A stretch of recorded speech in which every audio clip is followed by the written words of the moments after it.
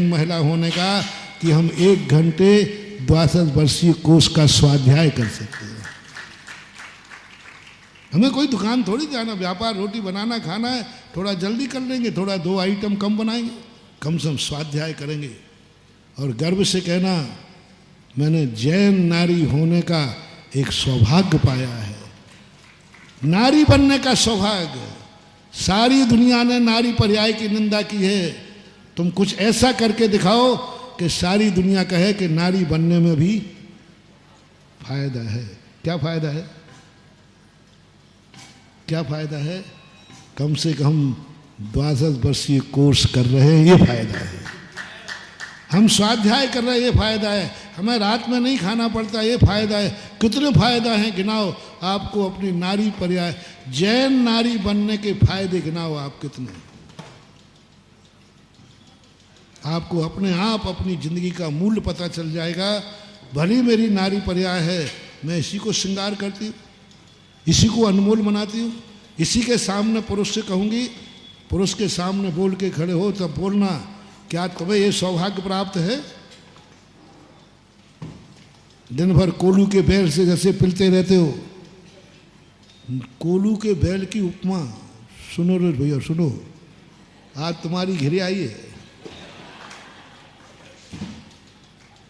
कोलू की बैल की उपमा शास्त्रों में पुरुष को दी है, महिला को नहीं दी। पुरुष को दी है क्योंकि दिन रात पुरुष क्या करता है? पूज्यवर समंत भद्र महाराज ने सुपार्शनाथ भगवान और बांसपुर भगवान की स्तुति करते हुए कहा, क्या करे बेचारा पुरुष, दिन भर काम पे जाता है, शाम को थका हुआ लौटता है, सुबह फिर जाना है, थक करके निहार होकर गिर जाता है। पुरुष के लिए कहा। कोलू के बैल की उपमा पुरुष को दी, नारी को नहीं दी, क्योंकि नारी कोलू का बैल नहीं है। नारी को कोई ऐसे कार्य करना नहीं जाना जिसमें मजबूरी हो। ये सौभाग्य करो जब नारी विषय पे बोलना पड़े तो ऐसे गुण निकाल करके इनका मुंह थोड़ा नीचे करो, इनको दिखाओ कि नारी बनने का पुण्य क्या है। देखा, हम 12 वर्षीय कोर्स में नारियां आगे हैं, पुरुष 0 है। पुरुष 0 है, पुरुष की संख्या कम है। गोल्ड मेडल किसको मिला?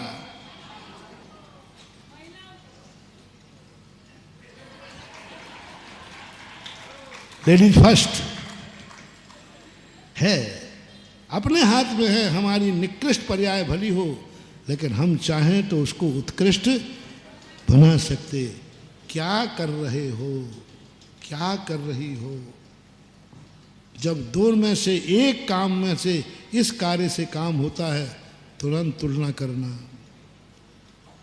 मंदिर जाके भोजन करूं तो कोई नुकसान नहीं है, और नहीं जाऊं तो भी कोई बाधा नहीं है। नहीं जाऊं तो कोई मुझे ज़बरदस्ती भेज नहीं रहा है, और चले जाऊं तो कोई बाधा नहीं है, कहीं जाना भी नहीं है। तो अब निर्णय करना है, दोनों में से क्या करना ठीक है। मंदिर जाके खाऊंगी ना, जब कोई बाधा ही नहीं है, परेशानी नहीं है। जाऊं तो नहीं जाऊं तो ये कार्य करो। खाते समय इससे भी पेट भरेगा, इससे भी ताकत मिलेगी, इससे भी शक्ति मिलेगी, पर इस पर हिंसा ज़्यादा है, फिर मैं ये करूँगा, ये खाऊंगा। धंधे में भी यही, 2 में से एक का निर्णय करना है, तो फिर तुमने वो निर्णय करना है जिसमें दोष कम हो।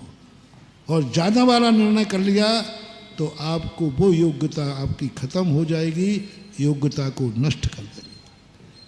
तीसरा मैंने कब की बात कही थी? काल। जब दिन में खा सकते हैं तो रात में क्यों?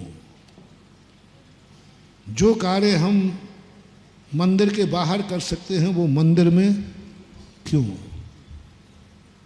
महिलाओं, मंदिर के बाहर भी आप संसार की चर्चाएं कर सकती हो कि नहीं? तो फिर मंदिर में क्यों? मंदिर के समय क्यों? वही समय क्यों? जो कार्य जिस समय करना है उस कार्य को अन्य समय में करने से निधत्त निकासित कर्म का बंध होता है। लोग पूछते हैं कि निधत्त निकाचित कर्मों का बंध किससे होता है।